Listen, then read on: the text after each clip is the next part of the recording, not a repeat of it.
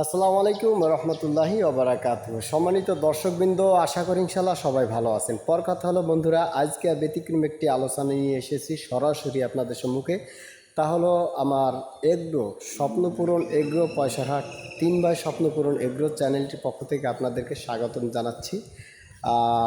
আজকে আর সরাসরি কোয়েল পাখির কাছে যেতে পারবো কিনা জানি না, তবে আপনাদের যেহেতু অপেক্ষার প্রহার গুনছিলেন আপনারা যে কখন আপনার সেই ভিডিওটি আসবে, তো সেই ভিডিওটি দিচ্ছি। যারা জিরো থেকে একদম হিরো পর্যন্ত, অর্থাৎ জিরো পাখি থেকে শুরু করে 30 দিন পর্যন্ত আপনার একটা বোর্ডিং করতে হয়, যে পাখিটি সুস্থতা নির্ভর করবে সারা জীবন ভর যতদিন বেঁচে থাকবে, একদিনও ক্লান্ত হবে না, ডিম পাড়তে নিয়মিতভাবে ডিম পাড়বে এবং আপনার শুশ্রূষা করবে, এমন একটি ভিডিও তৈরি করবা। তো বন্ধুরা, আজকে সুন্দর একটা মনোরম পরিবেশেতে আসলাম। তো এই পরিবেশের ভিতরে ইনশাল্লাহ আমি এটা শুরু করছি ইনশাল্লাহ। তো বন্ধুরা, আমি যেভাবে আপনার অবশ্যই এই মুহূর্তে আর আমি প্রতিপালন করছি না ডিমগুলো, আপনার এই কোয়েল পাখিগুলি আমার স্ত্রী, ওয়াইফ বা গিন্নি যা বলেন আপনারা, উনি আর কি এইগুলি লালন পালন করেন। আমার ছোট্ট ছেলে, মেজো ছেলে, এই দুইজন সাথে থাকে।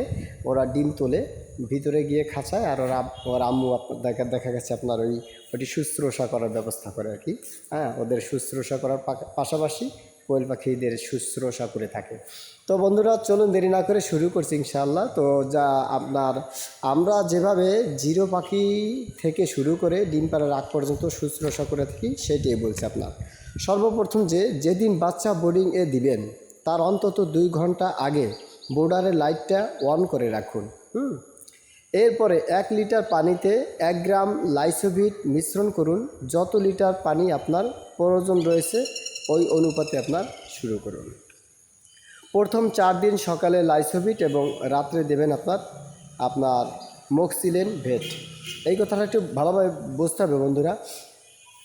আমরা 4 দিন অন্তর আপনার ওদেরকে মেডিসিনগুলি প্রয়োগ করে থাকি। প্রথম যে 4 দিন মেডিসিন দিই, তারপরে কিন্তু অন্য মেডিসিন দিই 4 দিন। এরপরে 4 দিন আবার অন্য মেডিসিন দিই। সকালে এক মেডিসিন, দুপুরে হয়তো বা পানি, রাত্রে অথবা দেখা গেছে অন্য মেডিসিন। তো সেইটাই কিন্তু আমি বলছিলাম, আবারও বলছি, লক্ষ্য করে শুনবেন।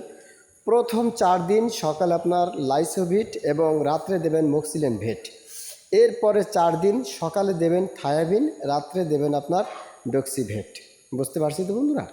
এরপরে 10ম দিন থেকে সকালে দেবেন জিঙ্ক, রাতে দেবেন মাল্টিভিটামিন। এরকম ক্রমানুসারে 3 দিন পর্যন্ত চলতে থাকবে বন্ধু। এরপরে 13তম দিনে গাম্বুরা ভ্যাকসিন অবশ্যই রাতে দিতে হবে।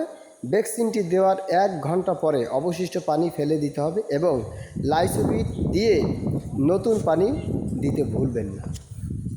আচ্ছা, এরপরে আপনার 14তম দিনে সকালে দেবেন লিভার টনিক, রাত্রে দেবেন জিঙ্ক।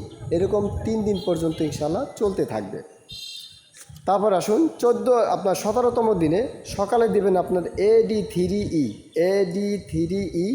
আর রাত্রে দেবেন ক্যালসিয়াম। 3 দিন পর্যন্ত আপনার এরকম ক্রমানুসারে চলতে থাকবে বন্ধু। এরপর আসুন 21তম দিনে বিসিআরডিবি ভ্যাকসিন নামক আপনার মেডিসিন অবশ্যই প্রয়োগ করবেন রাত্রে, এবং ভ্যাকসিনটি প্রয়োগ করার 1 ঘন্টা ঠিক পরে অবশিষ্ট পানিগুলি ফেলে দিয়ে লাইসোভিট পানি দিয়ে শুশ্রূষা করবেন। এরপরে 22তম দিন থেকে 3 দিন পর্যন্ত সকালে লিভার টনিক এবং রাতে দেবেন জিঙ্ক সিরাপ। এরপরে 26তম দিনে থায়াবিন, রাতে দেবেন ক্যালসিয়াম। 2 দিন আপনার চলতে থাকবে। 28তম দিনে অ্যামাইনোভেট প্লাস একবার দিবেন এবং এরকম চলতে থাকবে আপনার 3 দিন পর্যন্ত আর কি চলতে থাকবে। এরপরে বাকিটা দেবেন সাদা পানি। তারপরে বলছি বন্ধুরা, 31তম দিন থেকে মাল্টিভিটামিন 3 দিন পর্যন্ত চলতে থাকবে। 34তম দিন থেকে সকালে দেবেন ইসেল, রাতে দেবেন ক্যালসিয়াম। এরকম 5 দিন পর্যন্ত সুন্দর করে চালাবেন। 34তম দিন থেকে সকালে দিবেন ইসেল, রাতে দেবেন, এটা বললাম। 40তম দিন থেকে আপনার কৃমির ডোজ প্রয়োগ করা শুরু করবেন। কৃমির ডোজ বুঝছেন তো? কৃমির ডোজটা কী? কৃমির ডোজটা দিতে ভুল করবেন না, তা নাহলে কিন্তু কৃমিতে ঢললে সমস্যা রয়েছে। আচ্ছা, কৃমির ডোজ আপনার দেওয়ার পরে পুরো দিন সাদা পানি দিতে হবে বন্ধু, এই কথাটা মুখস্থ রাখবেন। এরপরে আসুন 41তম দিনে সকালে দেবেন লিভার টনিক, রাতে দেবেন জিঙ্ক সিরাপ। বুঝতে তো পারছি বন্ধুরা? প্রতি আপনার লিটারে 1 গ্রাম করে দেবেন। এইটা মুখস্থ অবশ্যই বিশেষ দ্রষ্টব্য হিসেবে মনে রাখবেন, ভুল করবেন না একদম। এরপরে বন্ধুরা পাখিরা যখন ডিম দেওয়া শুরু করবে, একাধারে আপনার লেয়ার 1 নামক যে ফিড রয়েছে এই ফিডটি আপনারা খাওয়াতে ভুল করবেন না একদম। এভাবে করে আপনার কোয়েল পাখি দেখবেন পর্যায়ক্রমে খুব পরিমাণ ডিম দেওয়া শুরু করেছে। তারপরে কোনো ঔষধ আপনাকে আর দেওয়া লাগবে না, এর পিছনে কোনো ঔষধ প্রয়োগ করার প্রয়োজন নেই। কোনো প্রকারের সমস্যা হলে অবশ্যই আমাকে জানাবেন ইনশাআল্লাহ। আপনার কোয়েল পাখির যে কোনো রোগ, যে কোনো অবস্থা থাক না কেন আমাকে একটু জানাবেন। তবে দোস্ত বুজুর্গ, আমি বিভিন্ন প্রকারের ভ্যারাইটিসভাবে ভিডিও করে থাকি, কেননা আমি আপনারা জানেন কম বেশি কিছুটা সঙ্গীত গাওয়ার চেষ্টা করি। আমার চ্যানেল হারাই যাওয়ার পর থেকে আমি আর এগুলি আপনার তেমন একটা গাই না। অবশ্য আবার মনটা ভালো লাগলে ইনশাআল্লাহ শুরু করবো না। আপনারা জানেন 2.5 লক্ষ সাবস্ক্রাইবার, 2.5 লক্ষ সাবস্ক্রাইব ছিল আমার চ্যানেলটিতে। সেই চ্যানেলটি আপনার হ্যাকাররা হ্যাক করে নিয়ে গেছে, গুন্ডা নামক সন্ত্রাসরা। যাই হোক, মানব নামক গুন্ডা সন্ত্রাস ওরা নিয়ে গেছে, যার কারণে আমি দুঃখিত। আমি ওই চ্যানেলে এখন আর গজল আমি পরিবেশনা করতে পারি না। অবশ্যই ইনশাআল্লাহ বলরব শিল্পী গোষ্ঠী পুরাতন একটা চ্যানেল আছে, ওটা ইনশাআল্লাহ আমি শুরু করব। আপনাদের যদি থাকে, চাওয়া পাওয়া থাকে, এটা আমি এই চ্যানেলটার ভিতরে করে দিলাম। তো বন্ধুরা, কোয়েল পাখি সংক্রান্ত যত তথ্য আপনাদের প্রয়োজন আছে জানাবেন ইনশাআল্লাহ। আপনারা জানেন আমরা হাঁস প্রতিপালন করেছিলাম 600 এবং মুরগি পেলেছিলাম আপনার 550। এর টাইগার মুরগিও পালছি। তারপর আপনার দেখা গেছে বিভিন্ন প্রকারের আপনার পালছি। তারপর কবুতর আমার ছিল, এটা আপনারা জানেন। তো সর্বশেষ আমি বর্তমানে কোয়েল পাখিটাই আপনার বেশি পছন্দ লাইক করি, এই জন্য যে এর থেকে আলহামদুলিল্লাহ আমি কোনো লসে যাইনি, বরং লাভ আর লাভ। একটা কোয়েল পাখি আমাকে 300+ ডিমে পর্যন্ত দিয়েছে। দাদা পাখি যাকে বলা হয়, দাদা দাদি কোয়েল পাখি, অর্থাৎ ওদের বাচ্চা কাচ্চা সহকারে ওরা সবাই মিলে আমাকে 300+ ডিম দিয়েছে। একটা কথা মিথ্যা নয়, কারণ আমার তো লেবাসদারি হুজুর হলে চলবে না। কারি হাফেজ মৌলানা মুফতি শুধু নামে না, কাজে যেন হয়, এটা দোয়া করবেন ইনশাআল্লাহ। আপনাদের দোয়া আলহামদুলিল্লাহ চেষ্টা করেছি, লেখাপড়া যতটুকু করেছি ততটুকু যে আমল করার চেষ্টা করি। তো বন্ধুরা, ইনশাআল্লাহ আপনারা কোয়েল পাখি সম্পর্কে যত তথ্য জানতে চান ইনশাআল্লাহ দেব।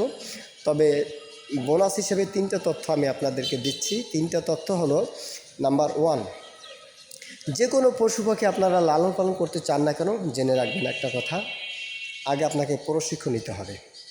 পুঁজি আপনার যাই থাক, অল্প থাক আর বেশি থাক, আপনি আস্তে আস্তে অল্প অল্প করে শো করবেন, পর্যাপ্ত করে শো করবেন না। এরপরে আপনার যদি আপনার পুঁজি প্রশিক্ষণ হয়ে যায়, তারপর আপনার দেখা গেছে পুঁজিও কম বেশি হয়ে গেল, এরপরে পাখি যেভাবে আমি দিক নির্দেশনা দিলাম এভাবে আপনি লালন পালন করলেন, বড় হয়ে গেল, ডিম পাড়া শুরু করছে, এখন আপনাকে বিক্রি করতে হবে। কিন্তু সর্বোপরি কথা হলো যে আপনার বাজার, আপনার আশপাশে মানুষের চাহিদা আছে কিনা, এটা আপনাকে আগে লক্ষ্য করতে হবে।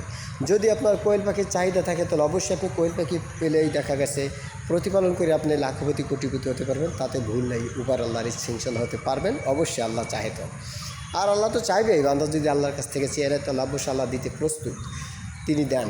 সুতরাং যদি আপনার ওখানে কোয়েল পাখির ব্যবসা দেখা গেছে তেমন একটা চাহিদা নেই, তাহলে ওটা করলে কিন্তু আপনি বাঁশ খাবেন।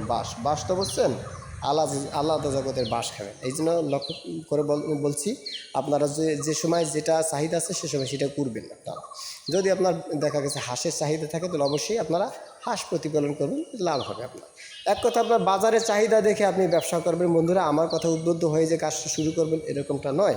আমি জাস্ট আপনাদেরকে ফর্মুলা বলে দিতে পারবো, কিন্তু আপনারা বিবেক বুদ্ধি, আবেগ নয় বিবেক দিয়েও কাজ করতে হয়। তো বন্ধুরা, ঠিক আছে, ইনশাআল্লাহ যে কোনো তথ্য জানতে আপনারা যোগাযোগ রাখবেন ইনশাআল্লাহ। আমার জন্য দোয়া করবেন, আমি যেন আপনাদের ভালোবাসা নিয়ে বেঁচে থাকতে পারি ইনশাআল্লাহ। আর মাদ্রাসাতুল মাদিনা চ্যানেলটি আপনারা সাবস্ক্রাইব করবেন, এবং ইসলামিক হামদ গজল যদি শিখতে চান তাহলে আপনারা জানাবেন, আমি লিঙ্ক ইনশাআল্লাহ ভিডিও ডিসক্রিপশনে দিয়ে দেবো, ইনশাআল্লাহ আপনারা পেয়ে যাবেন ইনশাআল্লাহ। হ্যাঁ, তো সকলের শারীরিক মানসিক সুস্থতা কামনা করছি। আল্লাহ পাক আপনাদের দীর্ঘ নেক হায়াত দান করুন। আসসালামু আলাইকুম ওয়া রাহমাতুল্লাহি ওয়া বারাকাতুহু।